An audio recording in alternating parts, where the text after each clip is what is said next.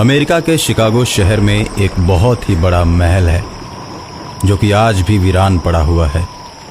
उसे शापित महल कहते हैं। उस महल के 1 किलोमीटर के दायरे में जो भी जाता है उसका बचना मुश्किल हो जाता है। अगर जिंदा भी रहता है तो किसी भी काम के लायक नहीं रहता। आखिर ऐसा क्या है? बहुत दिनों से लोग उस महल की तरफ नहीं जाते। बहुत से लोगों ने महल को खरीद कर उसमें रहने की कोशिश की, लेकिन रहने वाले महीने 2 महीने के अंदर ही मारे गए या फिर डर की वजह से किसी दूसरे को बेचकर भाग गए।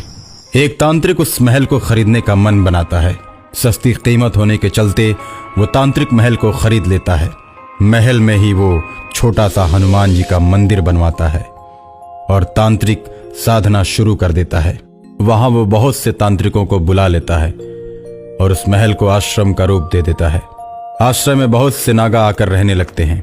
समुद्र के किनारे बसा ये महल एक बार फिर से पर्यटन का स्थल बन जाता है और पर्यटक पर्यटन के लिए आने लगते हैं।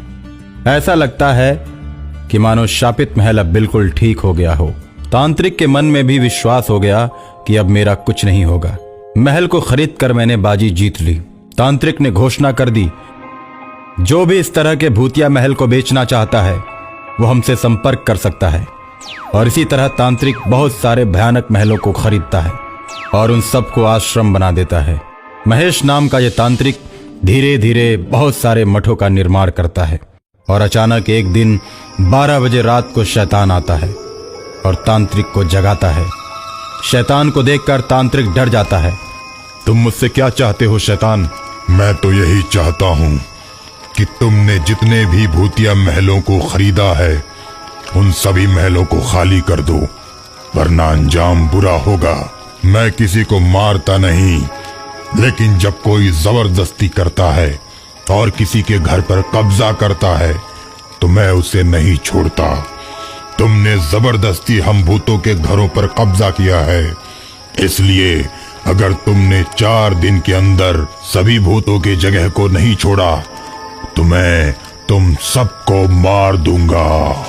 ऐसा कहकर शैतान गायब हो जाता है। ओ शैतान, सामने आओ। केवल अपनी बात सुनाकर चले गए, मेरी बात भी तो सुनो।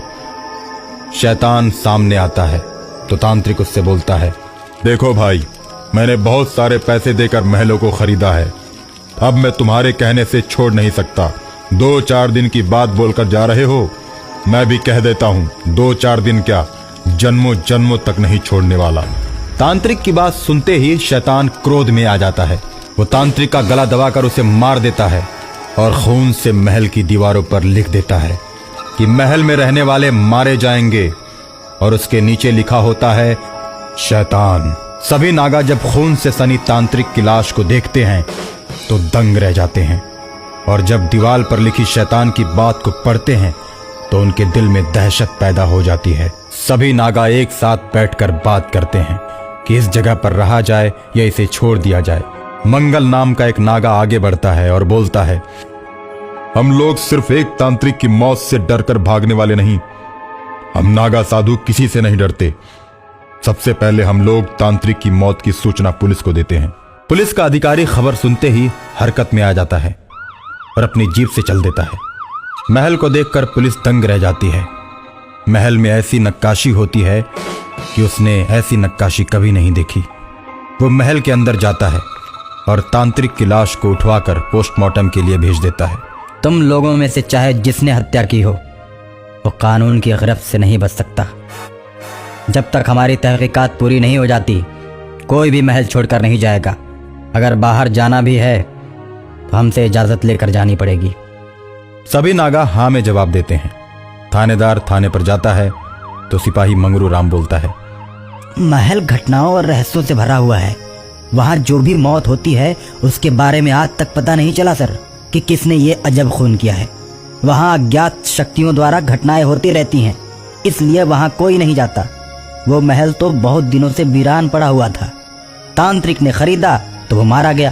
तहकीकात करने से कोई फायदा नहीं सर, हमारे हाथ कुछ हासिल नहीं होने वाला। मैं तो कहता हूँ कि फाइल को बंद कर दीजिए। उस महल के अंदर मौत होने वाली सभी फाइलों को बंद कर दिया गया। काफी छानबीन के बाद भी कोई सूचना नहीं मिली। अगर ऐसी बात है तो मैं कातिल का पता लगा कर रहूंगा। इसी बीच खूनी महल का शैतान थाने में आ जाता है।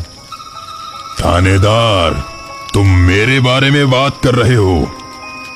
मैं ही उस महल का खूनी शैतान हूँ। मुझे कोई नहीं पकड़ सकता, इसलिए कि मैं आत्मा हूँ और मुझे कैद करना आसान नहीं। इस तरह शैतान थाने के अंदर ही थानेदार को मार देता है। जेल की दीवारों पर लिख देता है कि महल में रहने वाले कातिल की तलाश जो भी करेगा वो इसी तरह मारा जाएगा। इसके बाद शैतान खूनी महल में प्रवेश करता है और बहुत से नागा को मार देता है। बाकी बचे हुए नागा भागकर अपनी जान बचाते हैं और आज भी वो महल वीरान पड़ा है और सैलानियों का आवागमन भी बंद हो चुका है।